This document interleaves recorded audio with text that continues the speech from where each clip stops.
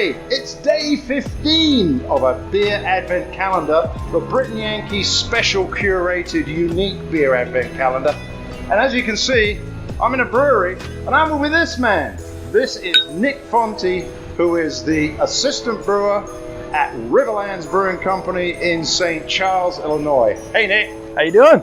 Now, Nick and I have had this thing going on for some time because until today, I really thought his name was Scott. That said, hey, we're all squared away. It's all right. We're good to go now. So we're all squared away. Anyway, the beer that I pulled out of the advent calendar today is a medal winner, and it's got a very interesting label. I'm going to just push that forward a little bit on the camera. There we go. You'll see it up in the little thing up in the right or the left. I can't remember where I put it. Anyway, this is Pollyanna Brewing Company out of Lamont, Illinois. This is their Orenda Apple Brandy Barrel-Aged Belgian Triple, Volume 3. Have you ever had this one before? I have not, so I'm excited for this one. Well, the last time that we talked was down at Fobab, which was middle of November, so about a month ago. Yep. And you had 2 beers in there. I did. Did they win? We did not. Yeah, unfortunately, we did not win. Well, this one did. So I wanted you guys to try our medal winner. This one was a medal winner in 2018 and 2019 with a gold medal. I think 2020 was a miss because of the pandemic. In 2021, they got a silver, so it's gone down in our estimation. This one was canned in October. Okay. Well, anyway, the date on the bottom is October of 2020, so we've got a beer that is slightly a year old. There we go. And I hope I haven't shaken it up too much here, but here we go, we're going to open it up. Belgian triples, what do you know about them, Nick? I know they're from Belgium. They have a nice, deep kind of amber to brown color, depending on the style or, who makes it. Nice and boozy, so I'm excited for this one. There we go. Well, yeah. Now, I can immediately, as I open this, get a whiff of what I consider the apple. Yes. I don't know about the brandy, but certainly the apple coming in. A lot of apple in that. Yeah, absolutely. So, this is a fantastic beer. The color of it is great. Let's sniff it. Wait a minute. Wait a minute. That? It's Santa. He's here. Whose arm is that? I got it. Hey, it's Eric. You know what, Eric? I wanted to do it with. Let's move over just a. All right, we'll get. No, back off. Oh, there we go. That's there good. we go. We'll get in together. There we go.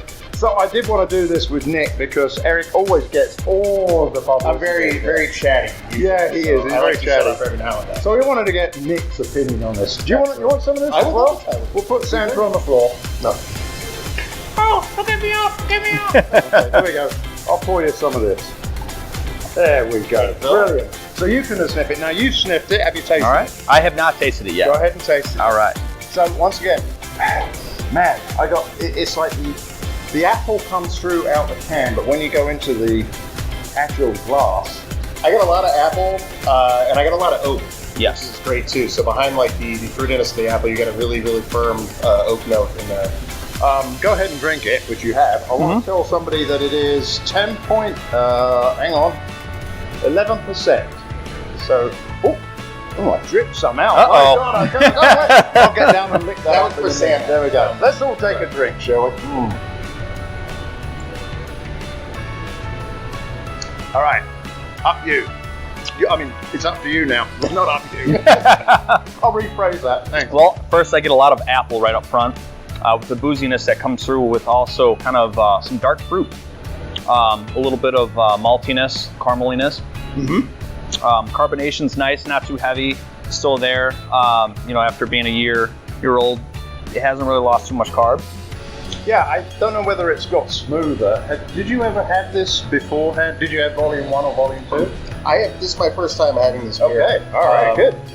So I will say with much shame that Belgian triples are not typically the style I gravitate towards.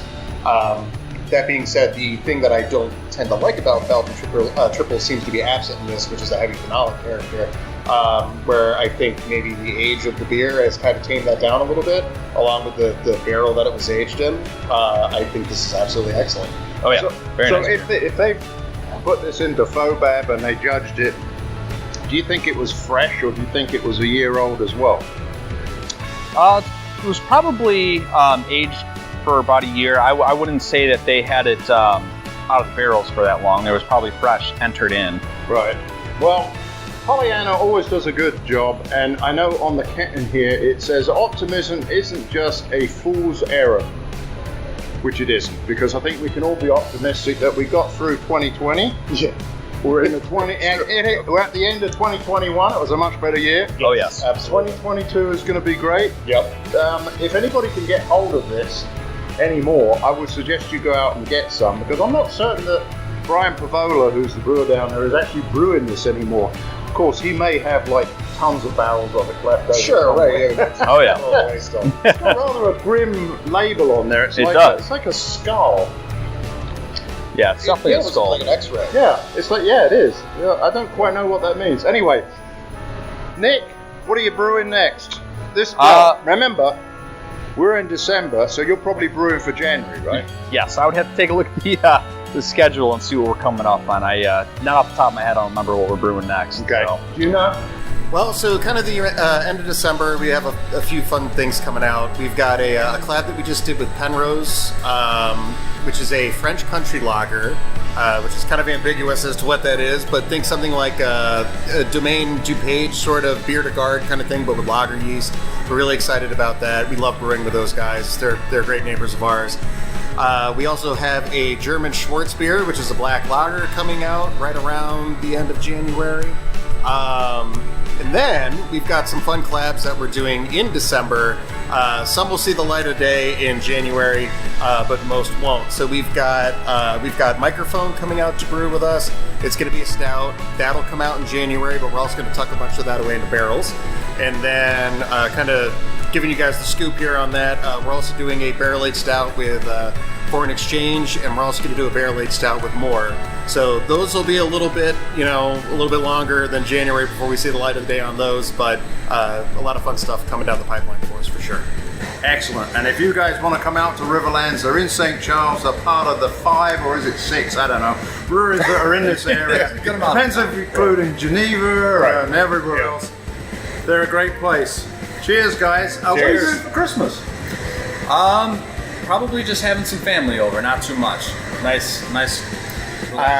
Probably panicking that we don't have enough presents, and then I'll spend 3 or 4 days cleaning up wrapping paper. Oh, right, okay, there you go. Well, everybody have a great Christmas. So, cheers, let's clang. Cheers. Sorry, I inhaled mine. Yeah, oh, bloody hell, you better have some more. There you go. I'll give myself a little more. And you, okay. See you tomorrow, folks. Cheers. Cheers.